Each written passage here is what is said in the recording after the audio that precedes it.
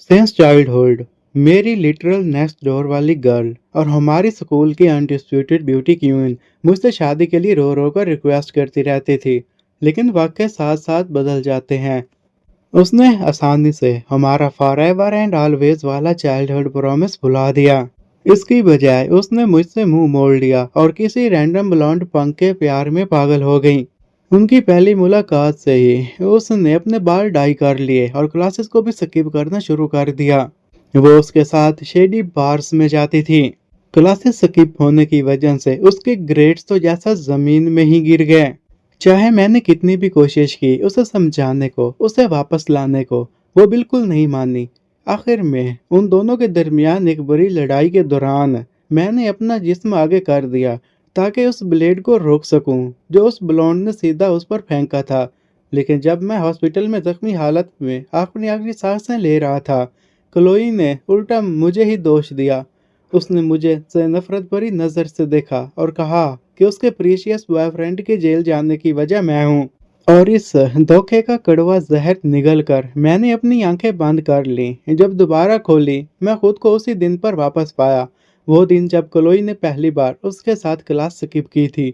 उसकी साफ लेकिन थोड़ी सी इंटाइटलमेंट वाली आवाज ने मुझे रैली में वापस खींच लिया। मैक, क्या सोच रहे हो? जल्दी करो और मेरा ब्रेकफास्ट दो।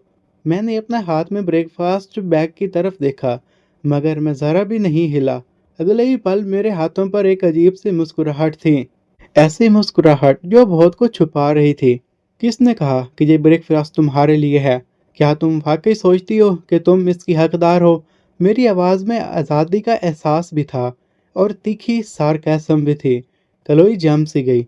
उसने कभी मुझे इससे पहले लहजे में बात करते नहीं सुना था। ऐसा लग रहा था मैं बिल्कुल बदल गया हूँ। मेरी पिछली ज़िंदगी में इसी दिन उसने मुझसे ब्रेकफास्ट लिया और चढ़ के साथ स्कूल बंक किया। उसके बाद वो धीरे धीरे गिरते चली गई।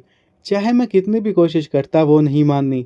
छड़ के प्यार में मैं इंटरफेयर में घुस गया और बदला लेना शुरू कर दिया। उसने अपने लोगों को कहा कि वो मुझसे बदला लें, मेरी बुक्स फाड़ दी और ये अफवाह फैला दी कि मैं एग्ज़ाम में चीटिंग करता हूँ। इस सब की वजह से मेरे ग्रेड्स भी तबाह हो गए। मैं एक लेवी स्कूल लेवल में जाना चाहता था, लेकिन उसकी वजह से मैं एक एवरेज से सेकंड रेट स्कूल में चला गया।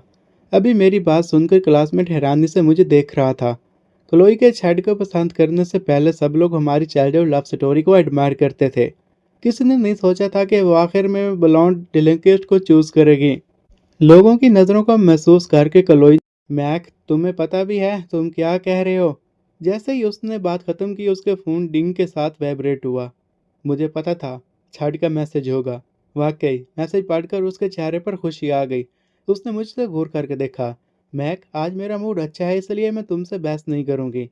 मैं थोड़ा देर के लिए बाहर जा रही हूँ, टीचर्स को मैनेज कर लेना, ओके? ये कहकर वो क्लास से बाहर निकलने लगी, लेकिन मैंने उसे रोक लिया। क्लोई, तुम्हारे एक दिन देता हूँ कि तुम मेरे 3,000 बक्स वापस करो। क्या? मैं तुम्हारी कब से पैसे देने लग गई?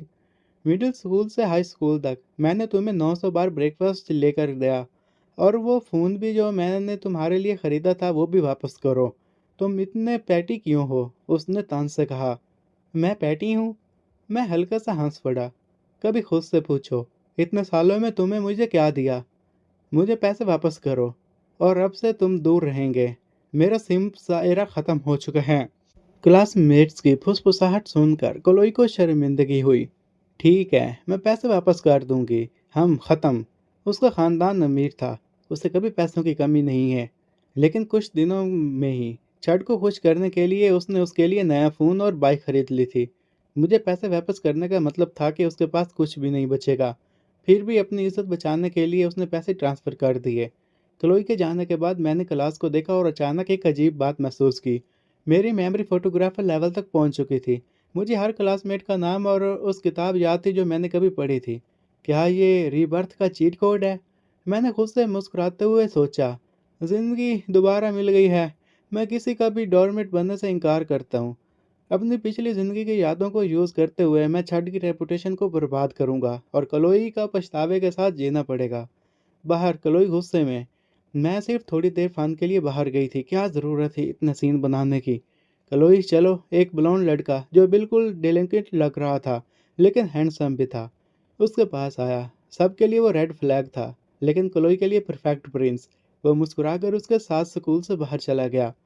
क्लासरूम में वापस हाई हील्स की आवाज़ हॉलवे में गूंज रही थी। वो मिस टर्नर थी, हमारी होमरूम टीचर।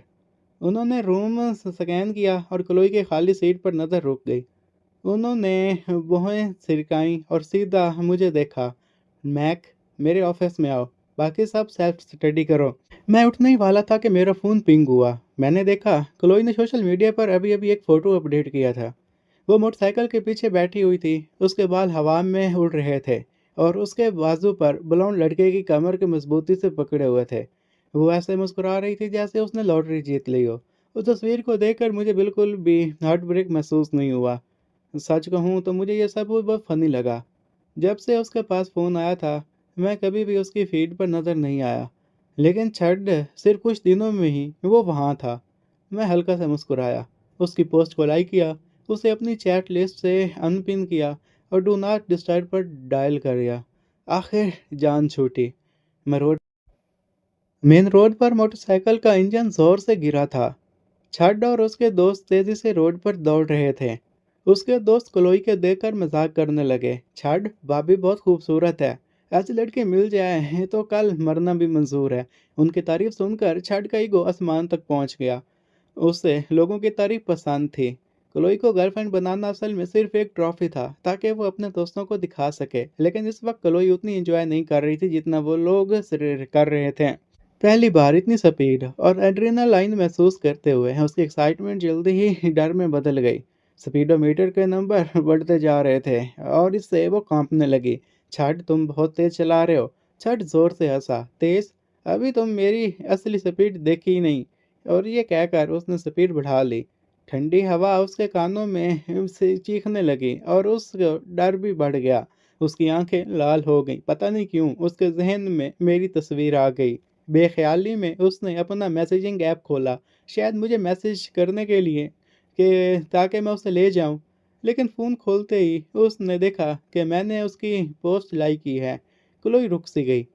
वो समझ नहीं पा रही थी कि मैं क्या सोच रहा हूँ। कुछ देर सोचने के बाद उसने तेज़ हवा के दरमियान कुछ अल्फाज टाइप किए। मैक, सुबह वाली बात को मैं तुम्हें ब्लेम नहीं करती। क्या तुम आकर मुझे ले जा सकते हो? मैसेज सेंड हो गया लेकिन कोई रिप्लाई नहीं आया। क्लोई की गहरी मायूसी महसूस हुई। पहले मैं उसे सेकंड में रिप्लाई करता था, अब क्या हो गया? हवा और तेज़ हो गई। मंजर धुंधला सा लगने लगा। उसकी आंखों में आंसू बाहर आए। उसने एक वॉइस नोट भेजा, मैक प्लीज़ रिप्लाई करो, मुझे बहुत डर लग रहा है। छड़ ने पीछे से मुड़कर उसकी हालत देखी और थोड़ा नरम पड़ गया। उसने स्पीड कम कर ली लेकिन उसी वक्त अचानक से उसके फ्रंट टायर के नीचे एक पत्थर आ गया। कोशिश के बावजूद मोटरसाइकिल फिसल गया और क्रैश हो गई। क्लोई जोर से चीखी। जब वो जमीन पर पड़ी पड़ी बुरी तरह गिरी। उसका घुटना बुरी तरह घिस गया और फौरन खून निकल आया। वो दर्द में वहां बैठी थी लेकिन जब उसने ऊपर देखा तो छड उसे चेक करने नहीं आया। वो पहले अपनी मोटरसाइकिल उठाना चाह रहा था। उसका दिल मायूसी और गुस्से से भर गया। सिर्फ तब जब उसने कंफर्म कर लिया कि बाइक ज़्यादा डैमेज नहीं हुई और उस दोस्तों को याद दिलाया। छड ने आखिर क्लोई की तरफ देखा। उसकी हालत देखकर वो घबरा गया। बेब, तुम ठीक हो? क्लोई के चेहरे पर आंसू बह रहे थे। उसने उसे इग्नोर कर दिया। छड ने जल्दी जल्दी माफ़ी मांगी। उसकी मीठी मीठी बातें और हैंडसम चेहरा देखकर उसकी मायूसी थोड़ी कम हुई। मेरा घुटना बहुत दर्द कर रहा है। मैं अब इस पर नहीं बैठना चाहती। मुझे स्कूल वापस ले चलो। छड ने गिल्ट महसूस करते हुए उसे उठाया। मेरी गलती है। मैं तुम्हें फ़ौरन स्कूल नर्स के पास ले जाता हूँ। इधर मैं मिस्टर टर्नर के ऑफिस में गया था। मैक, मुझे तुमसे बात करनी है, उन्होंने कहा। मिस टर्नर, क्या आप क्लोई के बारे में है? मैंने सीधा पूछा। तुम बहुत तेज़ हो। मुझे पता चला है कि उसने आज क्लास स्किप की। क्या ये सच है? मैंने सर हिला दिया। क्लोई में बहुत पोटेंशियल है। मैं नहीं चाहती कि वो बेकार टीनेज ड्रामा की वजह से अपना फ्यूचर ख़राब करे। तुम दोनों क्लोज इसलिए मैं चाहती हूँ कि तुम उसे समझाओ। मैंने बिल्कुल न्यूट्रल रहकर जवाब दिया। टीचर, आपको पता है वो क्यों गई? वो अब किसी की नहीं सुनेगी। और वैसे भी ये उसका अपना फैसला है। अब मुझे उसके मामले में कोई इंटरेस्ट नहीं। मेरी पिछली ज़िंदगी में मैंने अपनी जान देकर भी साबित कर दिया था कि मैं उसे बदल नहीं सकता। मिस्टर टर्नर थोड़ी मायूस हो गई, लेकिन समझ गई। धोखा लगना दुख देता है, कौन नहीं अपसेट होगा। उन्होंने सांस भरी, बात खत्म की और मुझे एग्जाम पर फोकस करने का कहा। फिर उन्होंने एक बात बताई। हाल ही में ऑस्ट्रिया से एक स्टूडेंट तुम्हारी साइंस क्लास में ट्रांसफ़र हो रही है, उसकी मदद करना, ठीक है? मैं थोड़ा हैरान हुआ, मेरी पिछली ज़िंदगी में कोई ट्रांसफ़र स्टूडेंट नहीं था। फिर भी मैंने सर हिला दिया। मैं क्लास में वापस आया, बेल बज चुकी थी। अभी मैं बैठा ही था कि विवियन, जो क्लोई का बेस्ट फ्रेंड थी, दौड़ती हुई मेरे पास आई। हमारा रिश्ता कभी अच्छा नहीं रहा। मेरी पिछली ज़िंदगी में जो भी क्लोई के लिए कुछ करता, विवियन हमेशा बीच में रुकावट बनती। अब वो परेशान लग रही थी। मैक, क्या तुमने क्लोई को देखा है? मुझे वो कहीं नहीं मिल रही। मैं हंस पड़ा। विवियन, क्या तुम्हारा आईक्यू रूम टेम्परेचर गोल्डफिश जैसा है? क्या मैं उसका बाप हूँ? मुझे कैसे पता होगा कि वो कहाँ गई? विवियन शॉक में रह गई। उसने कभी एक्सपेक्ट नहीं किया था कि मैं उसे कभी भी ऐसा जवाब दूंगा। मेरा डेस्कमेट हैरी बोला, तुम उसकी बेस्ट फ्रेंड हो और तुम्हें ये भी नहीं पता कि वो आज स्कूल स्किप कर गई। तुम मैक को क्यों तंग कर रही हो? पता चला विवियन आज लेट आई और पूरा ड्रामा मिस कर गई थी। एक स्टूडेंट ने उसे सब बता दिया। कहानी सुनकर विवियन ने मेरी तरफ देखा। अगर तुम मैक, ये ज़रूर इसलिए हुआ कि तुमने उसे ब्रेकफास्ट नहीं दिया। तुमने उसे उदास कर दिया, इसलिए वो बंक कर गई। मैं हल्का सा स्मिर किया। जैसे मैंने कहा, ज़ीरो ब्रेन सेल्स। मैं उससे रिश्ता ख़त्म कर चुका हूँ। वो ब्रेकफास्ट खाए या मिट्टी, मुझे इससे फ़र्क नहीं पड़ता। इतने में टीचर क्लास में आ गया। विवियन ने मुझे जलील नज़रों से देखा और जल्दी से अपने क्लास में वापस चली गई। हैरी ने मेरे कंधे पर हाथ रखा। उसकी बातों को दिल पर मत लो। अपना डिसीजन पर स्ट्रॉन्ग रहो। मेरी पिछली ज़िंदगी में भी हैरी ने क्लोई की असली फितरत जल्दी समझ ली थी और हमेशा मुझे वार्न करता रहता था कि उससे दूर रहूं। जब मैं एग्ज़ाम में फ़ेल हुआ था, तो उसने ही मेरी मदद की थी। उसे सच में डर था कि मैं फिर से सिंप बन जाऊंगा। मैंने सर हिला दिया। मुझे उसके बारे में कुछ नहीं पता और ना ही मुझे परवाह है। आइंदा उसका ज़िक्र मत करना। ये सुनकर हैरी के चेहरे पर सुकून आ गया, जैसे उसके दिल से बोझ उतर गया हो। मैंने अपनी नोटबुक निकाली और एक वेब नोवेल लिखना शुरू कर दिया। साल था 2012। वेब नॉवेल्स का गोल्डन एरा। सुबह बाहर सोचने के बाद मैंने डिसीजन लिया कि मैं अपनी पहली बुक लिखूंगा, द फ्लॉलेस रियाम। मेरी पिछली ज़िंदगी का एक मास्टरपीस, जिस पर एनिमे अडेप्टेशन भी बन सकती थी। मेरी फोटोग्राफर मेमोरी की वजह से मुझे हर कॉमा तक याद था। मुझे बस एक ह्यूमन प्रिंटर की तरह लिखना था। पीरियड के एंड तक मैंने पहला चैप्टर कंप्लीट कर लिया। अब बस घर जाकर अपलोड करना था। अचानक विवियन की दोबारा सुनाई दी। मैक, क्लोई को चोट लग गई, उसे सीट तक ले जाओ। मैंने बाम चढ़ाते हुए दरवाजे की तरफ देखा। विवियन क्लोई को सहारा देकर ला रही थी। क्लोई का चेहरा बिल्कुल पीला पड़ चुका था। पहली बार बंक किया और सीधा इंजर्ड हो गई। क्लास से मुझे बिल्कुल सीधा बैठा देखकर विवियन ने पाँव पटका। मैक, तुम हद कर रहे हो, वो हर्ट है और तुम्हें परवाह भी नहीं। क्लोई का चेहरा और ज़्यादा सफ़ेद हो गया। उसने मेरी तरफ देखा। उसकी आवाज़ कांप रही थी। मैक, क्या तुम्हें अब मेरी बिल्कुल परवाह नहीं? मैंने क्या गलत किया? मुझे चोट लगी है, बहुत दर्द हो रहा है। तुम पूछो भी नहीं कि मैं ठीक हूँ या नहीं। मैं हंस पड़ा। क्लोई, हमारा रिश्ता क्या है? मुझे मेरी फिक्र होनी चाहिए। तुमने अभी भी बॉयफ्रेंड बनाया है ना? क्लोई की आंखों में गुस्सा चमका। तुम्हारा क्या मतलब है? मतलब वही जो मैंने कहा। मैं तुम्हारा बाप नहीं, तुम्हारी माँ नहीं और ना ही तुम्हारा बॉयफ्रेंड हूँ। मुझे तुम्हारी बेबीसिटिंग करने की जिम्मेदारी नहीं। विवियन से बर्दाश्त नहीं हुआ। तुम इतने पैटी क्यों हो? चाहे उसका बॉयफ्रेंड हो, तुम दोनों चाइल्डहुड फ्रेंड्स हो, इतने कोल्ड होने की ज़रूरत नहीं है। मैं पहले ही कह चुका हूँ, उसका मामला मुझसे रिलेटेड नहीं। मुझे तंग मत करो। क्लोई बिल्कुल टूट सी गई। मैक, तुम बदल गए हो, इतना कि मैं तुम्हें पहचान भी नहीं पा रही। ये बात इतनी आयरॉनिक थी कि दर्द हुआ। हाँ, मैं बदल गया हूँ, लेकिन पहले कौन बदला था? मेरी पिछली ज़िंदगी में एक बचपन के प्रॉमिस की वजह से मैंने अपना फ्यूचर और अपनी ज़िंदगी कुर्बान कर दी। मैंने उसे सब कुछ दिया और बदले में मुझे मेरी मौत के वक्त नफ़रत भरी नज़र मिली। मैंने उसकी तरफ देखा और आवाज़ में तान सा। हम सालों से एक दूसरे को जानते हैं क्लोई। पहले कौन बदला था, तुम्हें मुझसे ज़्यादा पता है। क्लोई जाम सी गई, जैसे मैं कोई अजनबी हूँ। मैक, ऐसे बिहेव करने से मैं तुमसे नफरत करने लगूंगी। अच्छा, क्या तुमने कभी मुझसे सच में मोहब्बत की थी? इस सवाल ने उसे हिला दिया। शायद कभी थोड़ी सी की हो, लेकिन वो उस मैक को पसंद करती थी जो टॉपर था और उसका लॉयल पर्सनल बटरल था। वो सर झटका और खामोश हो गई। विवियन ने उसे सीट तक बिठाया। क्लोई, वो बस बैठी हो रही है और अब हमें उसकी परवाह नहीं करनी। क्लोई धीरे से बैठी। उसके घुटने का दर्द फिर से उभर आया। अचानक विवियन चीखी, ओह नो! मैं नर्स से मेडिसिन लेना भूल गई। पीछे बैठा एक लड़का फौरन खड़ा हो गया। क्लोई, मैं ले आता हूँ। स्कूल ब्यूटी होने की वजह से क्लोई के पास कभी ऐसे लड़कों की कमी नहीं थी जो उसके लिए काम करें। उसने उस लड़के को देखा। उसे उसका नाम भी याद नहीं था, लेकिन मुझे जलन दिलाने के लिए उसने ज़बरदस्त सी मीठी मुस्कुराहट दी। Thank you. सॉरी ट्रबल के लिए। वो लड़का खुशी से पागल होकर भाग गया। थोड़ी देर बाद वो मेडिसिन ले आया। क्लोई ने जानबूझकर उसे मेरी तरफ हिलाया, जैसे दिखाना चाहती हो कि मेरे बिना भी उसके पास ऑप्शंस हैं। मैंने अपनी नोटबुक से नज़र तक नहीं उठाई। गुस्से में उसने हम्प किया और मुंह फेर लिया। इतने में हाई हील्स की आवाज़ क्लास के बाहर सुनाई दी। क्लोई घबरा गई।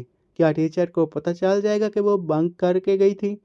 उसने बेख्याली में मेरी तरफ देखा, जैसे मुझे ब्लेम कर रही हो कि मैंने उसे कवर नहीं किया। मिस टर्नर क्लास में आ गई और क्लोई के पास नाइटमेयर सच हो गया। क्लोई, मेरी ऑफिस में आओ। वो टेंस हो गई। जी मिस टर्नर। फिर उसने झूठ मूठ का दर्द दिखाया। आउच! मिस टर्नर ने उसके घुटने को बैंडेज देखी और बमें चढ़ाई। ठीक है, जख्म ठीक होने के बाद बात करेंगे। हैरी ने ये सब देखा और उसे घिन आई। ये इतनी मैनिपुलेटिव कब से हो गई? फिर वो मेरी तरफ मुड़ा। हे, इस संडे मेरे भाई और बहन आ रहे हैं। चलो बाहर खाना खाते हैं। अगर तुम मेरी बहन को पसंद आ गए तो मुझे ब्रदर इन लॉ कह सकते हो। मैं हंस पड़ा और उसे हल्का सा धक्का दिया। ब्रो, हम आप स्कूल के सीनियर्स हैं, रोमांस के लिए टाइम कहाँ है? इतने में हॉलवे से अजीब सी आवाज़ आई। मैंने बाहर देखा। ब्लॉन्ड बालों की झलक दिखी। वो छड़ था। मेरी आंखें तंग हो गईं। मेरी पिछली जिंदगी की मौत का सीधा जिम्मेदार इस बार मैं उसे अपने ऊपर चलने नहीं दूंगा। मैंने गहरी सांस ली, खुद को काम किया। मैंने अंदर ही अंदर सोचा, मेरी पिछली ज़िंदगी में छड़ की असली फितरत क्लोई को दिखाने के लिए मैंने उसके क्राइम के सबूत छुप कर जमा किए थे। सबसे खतरनाक इंसिडेंट वो था जहां उसने एक बच्चे को इतना मारा कि वो हमेशा के लिए डिसेबल हो गया। इस बार मुझे ये सबूत दोबारा जमा करने थे, मगर इस दफ़ा बहुत जल्दी।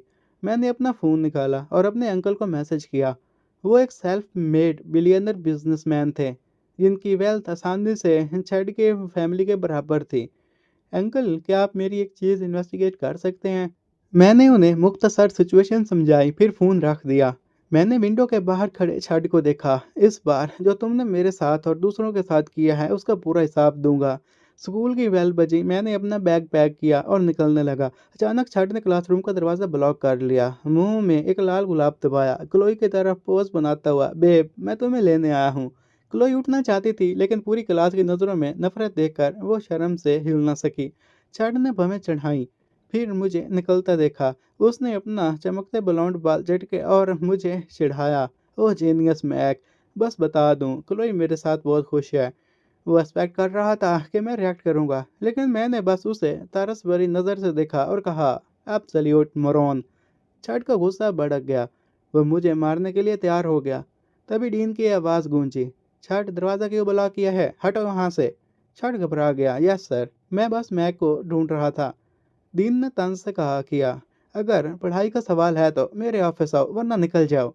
छठ ने मुझे घूर के देखा और साइड हो गया। मैंने बैग कंधे पर डाला और निकल गया। अचानक क्लोई ने आवाज़ दी, मैक रुक जाओ, मेरा पाँव अभी भी दर्द कर रहा है। क्या तुम मुझे घर ले जा सकते हो? मैंने ऐसा एक्ट किया जैसे मैंने सुना ही नहीं और सीधा निकल गया। क्लोई मेरी पीठ को देखती रह गई। उसकी आंखों से आंसू मोतियों की तरह हम गिर रहे थे। जारक, मैं तुमसे नफरत करती हूँ। मैं अपनी बाइक पर घर चला गया। घर के गेट देखकर एक अजीब सी फीलिंग आई। मेरी पिछली ज़िंदगी में मेरे पेरेंट मुझसे बहुत उम्मीदें रखते थे, लेकिन मेरी मेडिक और कॉलेज परफॉर्मेंस ने उन्हें ऑलमोस्ट शॉक कर दे दिया था। इस बार मैं उन्हें प्राउड फील करवाऊंगा। डिनर के बाद मैं अपने रूम में गया, पीसी ऑन किया और टाइपिंग शुरू कर दी। ये नावल लिखना असल में मेरे लिए सिर्फ कॉपी पेस्ट था। मेरे दिमाग की सोच था, मेरी टाइप स्पीड क्रेजी थी। सिर्फ आज 2 और आधे घंटे में मैंने 20,000 वर्ड्स लिख दिए। 10 चैप्टर्स कंप्लीट। अब मैं प्लेटफॉर्म ढूंढ रहा था कि अपलोड के लिए कि एक पॉपअप ऐड आया।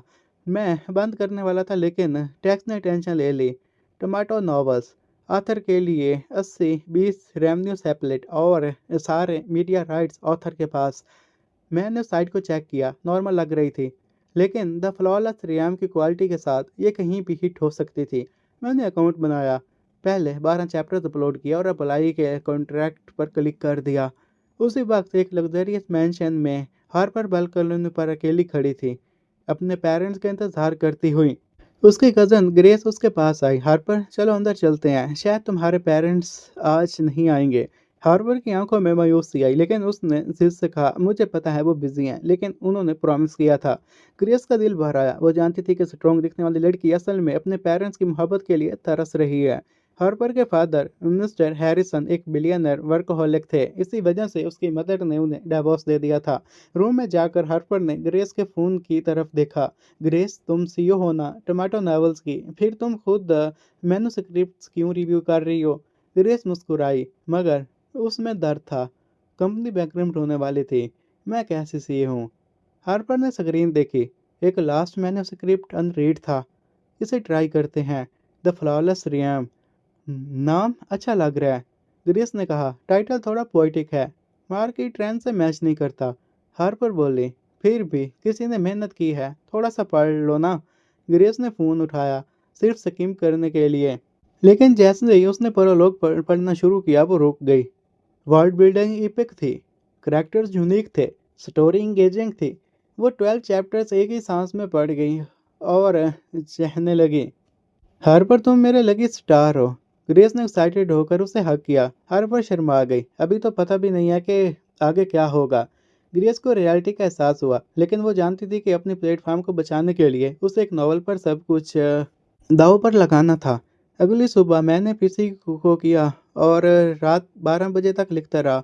80,000 वर्ड्स लिखकर मैं खुश हो गया। कल तक मैं ऑफिशियल पब्लिशिंग रिक्वायरमेंट कंप्लीट कर लूँगा। मैंने फ़ोन चेक किया, एक मैसेज आया था क्लोई का। मैक, मैं बहुत बोर हूँ, क्या तुम थोड़ी देर मुझसे बात कर सकते हो? मैं उसे रिप्लाई करता हूँ, तुमने तो मुझसे कहा था कि अब हमारे बीच जो कुछ भी है वो सब ख़त्म, तो मुझे टेक्स्ट क्यों किया? क्लोई एक इंटरनेट कैफ़े में थी। उसके साथ छड भी था, जो कि गेम खेल रहा था। और मेरे उस रिप्लाई को पढ़कर उसके फेस के ऊपर एक अजीब सी स्माइल आ जाती है। वो मुझसे कहती है कि कल जो भी कहा मैं गुस्से में थी तो कह दिया, उसको अब तुम भूल जाओ और अब से तुम मेरे अच्छे भाई की तरह रहना। मैंने जब उसका ये टेक्स्ट पढ़ा तो मैं तो हैरान ही रह गया। मुझे समझ में नहीं आ रहा था कि आखिर वो मुझे समझती क्या है। इतना सब कुछ होने के बावजूद भी उसने मुझे अपना पर्सनल सिंप बना कर रखा है। वो मुझे कोई हड्डी फेंकेगी और मैं कुत्ते की तरह भागकर उसके पास आ जाऊंगा और अपनी टेल हिलाने लग जाऊंगा। मैं मैसेज करता हूँ, क्लोई, अगर तुम्हारे पास कहने को कुछ नहीं है तो तुम मुझे तंग मत करो। अगर तुम्हारे पास कहने के लिए कुछ इंपॉर्टेंट है भी तो फिर भी तुम मुझे तंग मत करो। जैसे ही क्लोई ये मैसेज पढ़ती है तो गुस्से से वो अपने फ़ोन को साइड पर फेंक देती है। तो उसका बिहेवियर साथ बैठा चैड नोटिस कर लेता है और कहता है, बेब कुछ गलत हुआ है? वो चीप अल्कोहल भी पी रहा था और साथ में सिगरेट्स भी खाए हुए था। क्लोई उसकी स्मेल की वजह से अपनी नाक बंद कर लेती है, कहती है, डिस्गस्टिंग। मैं थक गई हूँ, तुम मुझे घर तक छोड़ कर आओ। छड मना कर देता है और कहता है, बेब मैंने अभी तक अपना काम ख़त्म नहीं किया, मैं तुम्हें बाद में घर पहुंचा दूंगा। और ये बात क्लोई को बहुत अजीब लगती है।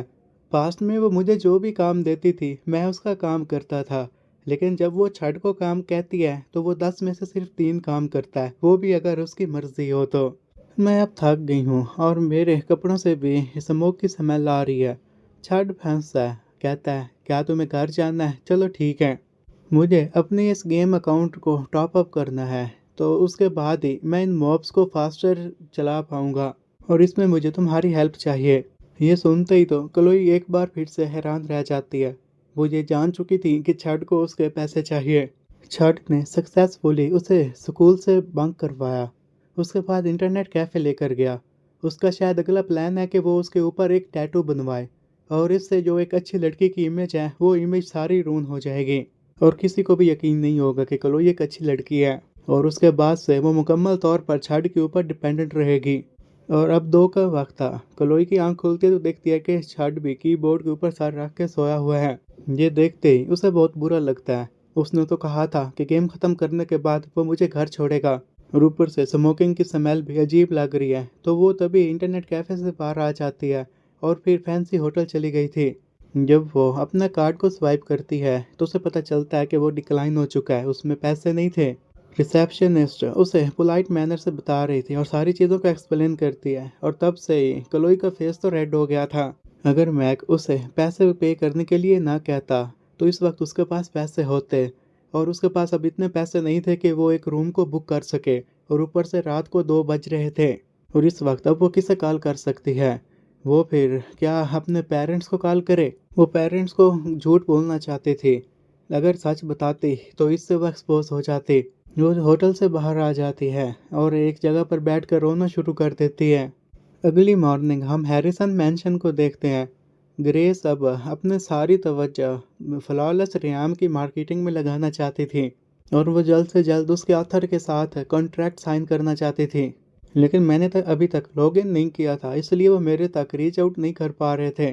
मीटिंग ख़त्म होने के बाद ग्रेस अपनी नेक को रब करती है और उसके बाद सेकंड फ्लोर की बालकनी पर आ गई थी। तभी उसकी नज़र हार्पर्स की लॉनली सेल आउट पर पड़ती है। हार्पर फिर मुड़ती है और कहती है, ग्रेस, मैं जो प्रॉमिस किया था उसके लिए बहुत बुरा लग रहा है। हर कोई अपने प्रोमिसेस को क्यों तोड़ देता है?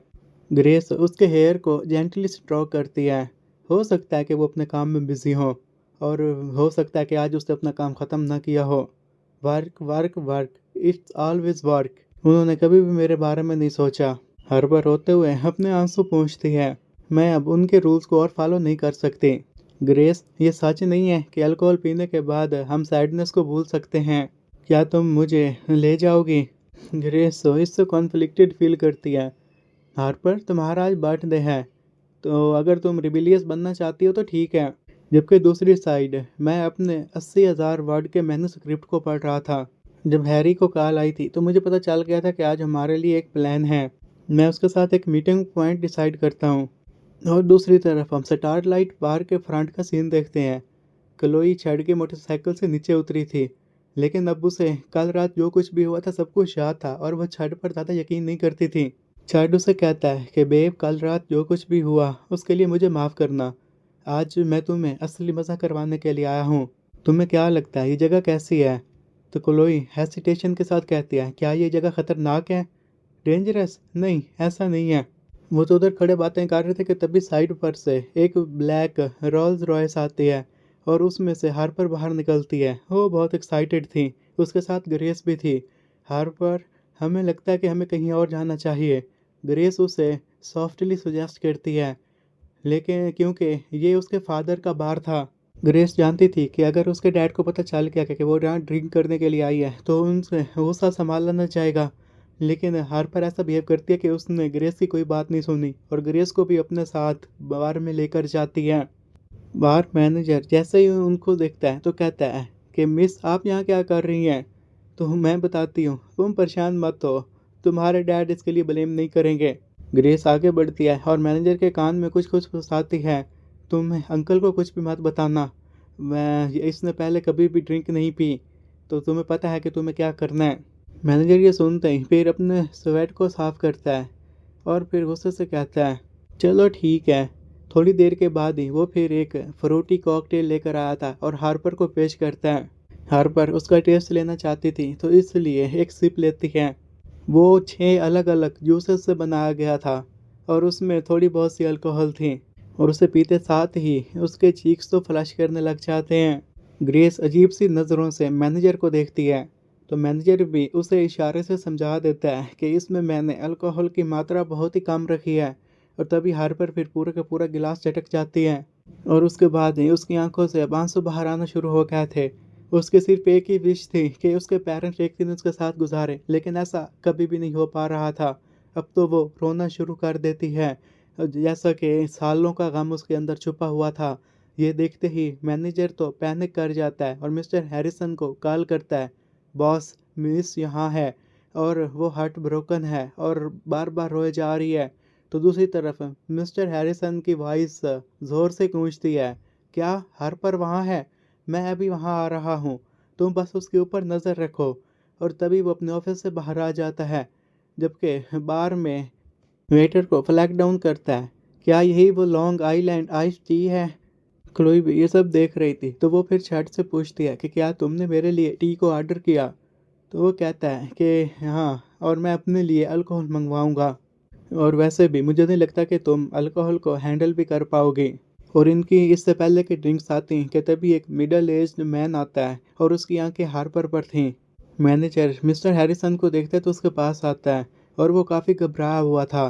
तो मिस्टर हैरिसन उससे कहते हैं कि आज जो कुछ भी ड्रिंक पीने आया है मेरी तरफ से फ्री, और जल्दी से इस बार को क्लोज करो। मैनेजर सभी लोगों को ये बात जब बताता है तो सभी लोग खुश हो जाते हैं और उस बार को खाली कर देते हैं। लेकिन छड़ गुस्से में था। वो आज क्लोई को ड्रिंक पिलवाना चाहता था, लेकिन अब उसका प्लान पे चौपट हो गया था। मिस्टर हैरिसन हार्पर के पास जाते हैं, उसके हाथ में जो गिलास था उससे उसे स्नैच कर लेते हैं और कहते हैं कि तुम ये किस किस्म की नॉनसेंस क्रिएट कर रही हो, तुम्हें मेरे साथ घर आना होगा। तो ग्रेस बीच में इंटरवेन करती है। अंकल, आज इसका बर्थडे है, ये आपका वेट कर रही थी और आंटी का भी। उनसे पूरा हफ्ता वेट किया लेकिन तुम दोनों ना आए। तो हार्पर अब कोल्डली नज़रों से फादर को देखती है और वो कहती है कि तुम इसे बॉदर मत करो, इसे मेरी कोई परवाह नहीं है। ग्रेस, तुम इसे जाने दो। मिस्टर हैरिसन तो जैसे जम से गए हो, क्योंकि उन्हें अपनी बेटी की बर्थडे ही नहीं याद थी। वो फिर उसका हाथ ग्रैब करता है। हार्पर, डैड गलत थे, मैंने अपने प्रॉमिस को तोड़ा। मुझे तुम्हारे ऊपर यकीन नहीं है, तुम सिर्फ अपने काम के ऊपर फोकस करते हो। और इसी के साथ ही वो अपना हाथ उनसे छुड़वा लेती है और दरवाजे की तरफ भाग जाती है। और ये तो लफ्ज़ मिस्टर हैरिसन को स्टैब कर जाते हैं, जैसा किसी नाइफ से उन्हें स्टैब कर दिया गया हो। उसे अपनी वाइफ की याद आती है और जब तक वो इस दुनिया में लौटते तब तक तो वो बाहर जा चुकी थी। और उसी मोमेंट मैं, हैरी और उसका भाई भी बार के बाहर आ जाते हैं। और मेरे हार्ट ब्रेक के बारे में बहन ने भी सुना था, तो वो मुझे चेयर अप करने के लिए लेकर आया था। लेकिन जब वो देखता है कि हर कोई बार से बाहर आ रहा है, तो हमें पता चलता है कि बार को जल्दी क्लोज कर दिया गया और हम भी उस जगह को छोड़कर जाने वाले थे कि तभी फिर मेरी नज़र छाड और क्लोई पर पड़ती है। क्लोई भी मुझे देख लेती है, लेकिन जो कुछ भी कल रात को हुआ था उसकी वजह से वो अभी भी शायद नाराज़ थी।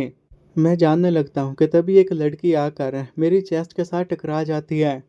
मैं उस लड़की को देखता हूँ और कहता हूँ, तुम कहाँ जा रही हो और तुम रो क्यों रही हो? जब मैं उसकी आंखों से आंसू देखता हूँ तो फिर पूछता हूँ, तुम ठीक तो हो ना? तभी वो सुनते कि पीछे से कदमों की आवाज़ आ रही है। तो तभी वो मेरा हाथ ज़बरदस्ती पकड़ती है और कहती है, मैं तुम्हें पे करूँगी, तुम एक दिन के लिए मेरा बॉयफ्रेंड बनना होगा। मैं फ़ौरन मना कर देता हूँ, नहीं, ऐसा नहीं कर सकता, हो सकता है कि ये कोई स्कैम हो। मैं जानने लगता हूँ। तभी वो पीछे से मेरा हाथ पकड़कर कहती है, मैं तुम्हें 10,000 बक्स दूंगी, तुम्हें बस सिर्फ एक दिन के लिए मेरा बॉयफ्रेंड बनना होगा। अगर इतने पैसे काफ़ी नहीं हैं तो मुझसे को मैं तुम्हें और पैसे दूंगी। मैं फिर उसके कपड़ों को देखता हूँ, शायद वो कोई डिज़ाइनर के क्लॉथ्स है। तो इससे मैं समझ गया था कि ये लड़की अमीर है। तो मैं फिर 10 ग्रैंड के लिए तैयार हो गया था। मेरी पूरी नेट वर्थ कुछ 100 बक्स थी। अगर मैं इससे 10 ग्रैंड ले लेता हूँ और बिटकॉइन में इन्वेस्ट करता हूँ तो हो सकता है कि मेरी ज़िंदगी संवर जाए। तो इसीलिए मैं मना नहीं करना चाहता था। 10 ग्रैंड बहुत ज़्यादा कीमत थी, तो मैं फ़ौरन हाँ कह देता हूँ और उसे अपना नाम बताता हूँ। मेरा नाम है मैक। अब हमें कहाँ जाना है बॉस? तो तभी वो मेरा हैंड पकड़ती है और फिर इधर उधर देखती है, अपना नाम बताती है। मेरा नाम है हार्पर। बस तुम्हें मेरे साथ अब प्ले करना होगा, जो भी आगे होगा, जो मैं कहूँ बस वही सुनते रहना, खुद से कुछ मत कहना। मिस्टर हैरिसन बाहर आते हैं और देखते हैं कि उसने किसी और लड़के का हाथ पकड़ा हुआ है, तो इसकी वजह से उसके चेहरे पर गुस्सा साफ दिखाई दे रहा था। हार्पर, ये पंक कौन है? मैं, ये मेरा बॉयफ्रेंड है। ग्रेस भी ये चीज़ देखकर हैरान हो गई थी। उसे भी समझ में नहीं आ रहा था कि यहाँ पर क्या चल रहा है, क्योंकि मैं उसके साथ रहती थी तो मेरा बॉयफ्रेंड है, ये बात उसे पहले क्यों नहीं पता थी। मिस्टर हैरिसन तो गुस्से से लाल पीले हो रहे थे। हैरी और बेन भी साइड पर यह सब कुछ देख रहे थे, तो उनको भी यकीन नहीं आ रहा था कि यहाँ पर ये चल क्या रहे हैं। हैरी फिर फुसफुसाता है, मैक की एक सीक्रेट गर्लफ्रेंड है, उसकी टोटल 10 गर्लफ्रेंड्स हैं। मेरा दिल भी तेज़ी से धड़क रहा था। आज मेरा जॉब का पहला दिन था और तभी मेरी मुलाकात उसके बिलियनर डैड से हो जाती है। मिस्टर हैरिसन मेरे से हैरत भरी नज़रों से देखते हैं और कहते हैं, मुझे परवाह नहीं है तुम इसके बॉयफ्रेंड हो या नहीं, फिलहाल यहाँ से दफ़ा हो जाओ। हार्पर कहते हैं कि अब हमें यहाँ से जाना होगा। वो मुझे उनसे दूर लेकर जाती है।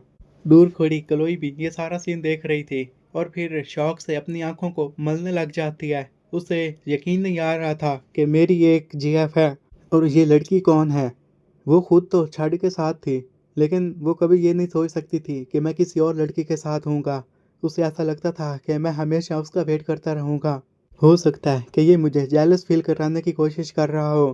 हार्पर मुझे स्ट्रीट के अंदर लेकर जाती है। वहाँ की साइलेंस अब ऑकवर्ड हो चुकी थी। मैं फाइनली ब्रोक करता हूँ। तुम क्या अपने डैड से फाइट कर रही हो? वो नोट करती है। तुम्हारी इस एक्टिंग को देखकर लग रहा है कि तुम्हें उनकी बहुत ज़्यादा फिक्र है।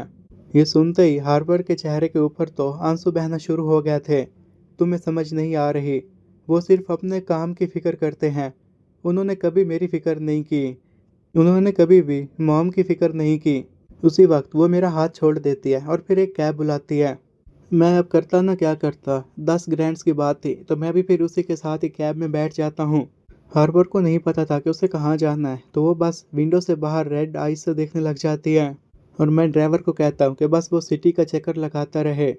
तो वो हमारी तरफ रेयर व्यू मिरर से देखता है और इस सिचुएशन को समझने की कोशिश करता है। यंग मैन, तुम्हें अपनी गर्लफ्रेंड को हौसला देना चाहिए, वो अपसेट है। तुम्हें पता है ना कि ज़िंदगी कितनी मुश्किल है, तो तुम्हें उससे बात करनी चाहिए। हर पर अपना सर नीचे कर लेती है। अभी भी उसकी आंखों से आंसू बह रहे थे, तो मैं ऑकवर्डली स्माइल करता हूँ और उसे एक टिश्यू देता हूँ। अब हम रिवर बैंक पहुँच चुके थे और हर पर ड्राइवर को कहती है कि हमें यहीं रोक दो। वो अब चलना चाहती थी, तो इसी के साथ ही ड्राइवर हमें वहीं रोक देता है और वो मुझे एक टिप भी देता है कि मुझे इसे कंफर्ट फील करवाना होगा। मैं हंसता हूँ और कहता हूँ ऐसा ही करूँगा सर। और फिर मैं हार्पर की तरफ देखता हूँ और उसे कहता हूँ कि हमें स्ट्रॉ ले लेना चाहिए जेएफ। ये सुनते ही उसके तो एयर पिंक हो जाते हैं और हम सिर्फ एक दिन के लिए ही फेक कर रहे थे। मैं भी आगे से मुस्कुराने लग जाता हूँ और उसे कहता हूँ कि अभी दिन पूरा नहीं हुआ, क्या हो गया? और जैसा कि मैं तुम्हारा बॉयफ्रेंड बना हुआ हूँ, तो इसलिए तुम्हें मैं प्रीमियम बॉयफ्रेंड सर्विसेज दूंगा। उस वक्त हम रिवर की तरफ देखते हैं जिसमें सिटी लाइट्स झलक रही थी। हम स्लोली स्लोली वॉक करते हैं। तुमने मुझे हायर किया इसलिए ना कि तुम अपने पेरेंट्स को गुस्सा दिला सको और वो तुम्हारे ऊपर फोकस करें। सही कहा ना? हार्पर मेरी तरफ देखती है और वो सरप्राइज्ड भी थी और उसके चेहरे से इनोसेंस साफ झलक रही थी। तुम्हें इसके बारे में कैसे पता चला? मैं कहता हूँ कि ये कोई मिस्ट्री नहीं है।